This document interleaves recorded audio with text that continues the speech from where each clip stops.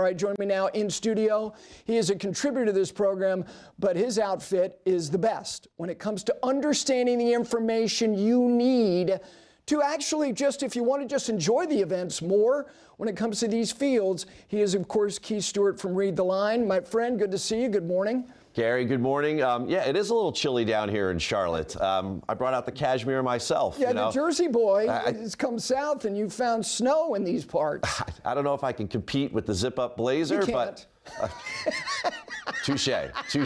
But all right, we got a lot to get to. Yes. Because not only are you now part of our picks, you are the bona fide expert, because nobody not only contributes to more outfits than you do, the ones that everybody reads and listens to, but you also study this stuff day in and day out, the density of it. And Scheffler is interesting at every level. Oh, yeah. And he's interesting when it comes to people evaluating picking players.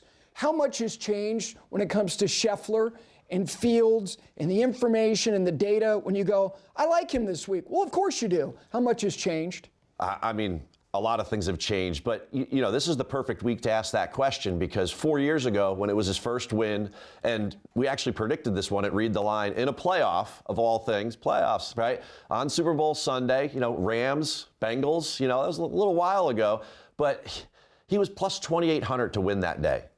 And it was a come from behind victory, and now he's 10x less. He's plus 225 on the DraftKings board this morning. Before a ball is struck. Before a ball is struck, you know, and I'm sure we'll get into this, but that's the last bet that you want to be making on a Thursday, is taking Scottie at plus 225. No matter how much you think he's going to win, there's just better ways to do it, and that's what's been so unique. You talk about changing the landscape of betting. Well, just the odds changing is one thing, but 6 out of the last 10 Waste Management Phoenix Open, right? They've ended in a playoff. 6 out of the last 10. Annually, that number, if you wanted to bet it starting the week, that prop is like right around plus 300. Well, this week it's jumped up to plus 400. Why did the odds go up? Because everyone thinks Scheffler is going to win by 4 like he did at the Amex, or by 8 at the CJ Cup, because he's won here twice before. You know, he's proven that he can play very well here. I don't think we're going to get the back 941 that we got last year, because he was dealing with, you know, the injury or maybe some self-doubt, inner demons, still trying to figure things out. So, like, those are just little examples. Just the fact that he's changing the playoff number, and the odds board and all of the, they're all trying to adjust to this, which is very interesting. You would think if he's in the field that the other guys would get a little bump, but they're not being that generous to us as wagerers, right? So they're trying to figure out where everyone else sits, and it's a really unique atmosphere, and it's a lot of fun. When you were in here for the first time last year and we were asking you, how do you pick Scheffler, has that adjusted at all in what has now been about 9 months? Have you made an alteration to the way that you approach him in any way? Well, again, the first thing, I'll go back to what I said at the risk of being redundant, is that you got to bet him live. We're not going to take him at 2 to 1. Live and mostly late? Or live? If you get too late, then the number is gone. I think that, you know, probably the best bet on Scottie is to take him as a top 5. If you go back to that, you know, WM Phoenix Open, yes, the first one he won in 2022, there's, you know, famously 86 events since.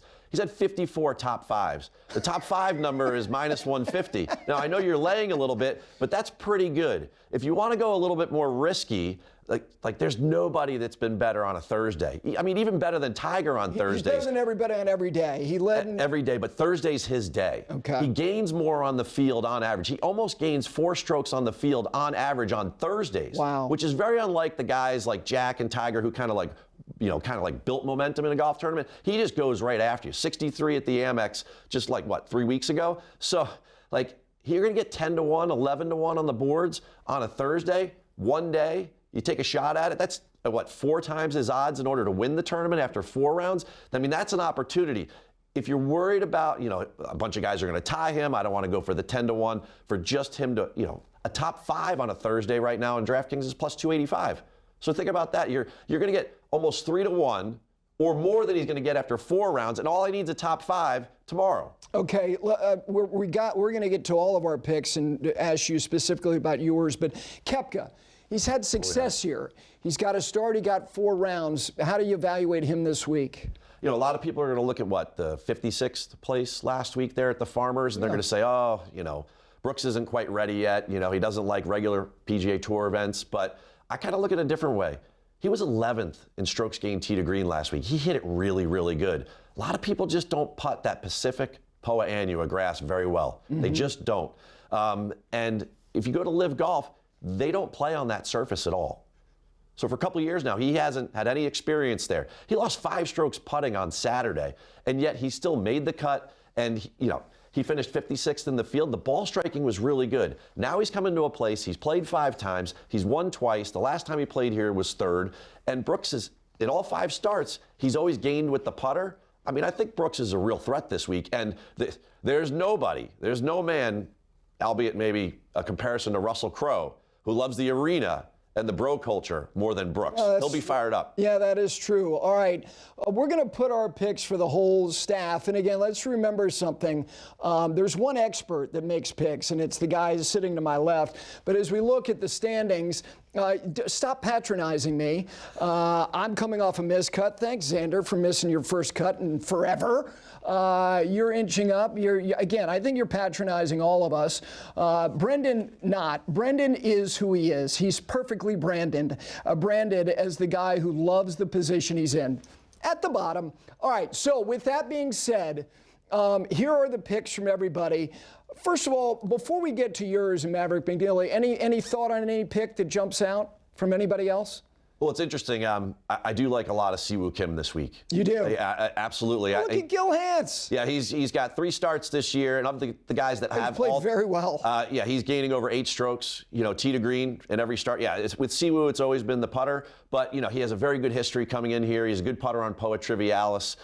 When you start to talk about some of the comp courses for TPC Scottsdale, the Players is one of them. Pretty sure Siwoo has one of those. Yes, right? He does. Same style of grass, same style of demanding, like one big miss, double bogey, you're out of the tournament. You got to get to 20 under par. So Siwoo definitely catches my attention. Hideki, the iron play has been great, but in the last couple of years, we haven't seen Hideki have a top 10 here since he won the last time in 2017. So I do like Hideki because of the iron play, but the driver needs to be better because the driver is a huge key this week. Okay, so you're going with Maverick McNeely. He didn't play this event early in his career, but since he started going, he's had a very good record. Last couple of years, I've been on property. He had a 9th a couple of years ago, 6th. So for him, I really think he's figuring this place out. You got to drive for show, you got to putt for dough, and you got to pile up the par 4s. I mean, those are my keys for the week. Okay. And Maverick can do that. He's had a good start to his season. He's been very solid, and he does all of those 3 things with tremendous aplomb. Okay, you took Cam Young last week. My researchers, Bucky and Charlie, thought you stepped in a week early. I'm taking him this week. Bucky and Charlie are my dogs. They're the ones who provide me all my information. I actually, Cam Young looked, even at tied for 22nd last week. That was his first start of the year. And he has a pretty good record here as well. He's had a couple of good stretches. 74 to start the tournament last year, and then had 3 great rounds. Thank you for being here. We got a lot of stuff that we're working on. We can't disclose yet, but we're looking forward to you making a big impact on what we're doing here. Thank you for being here. Thanks for having me, Gary. Look forward to it.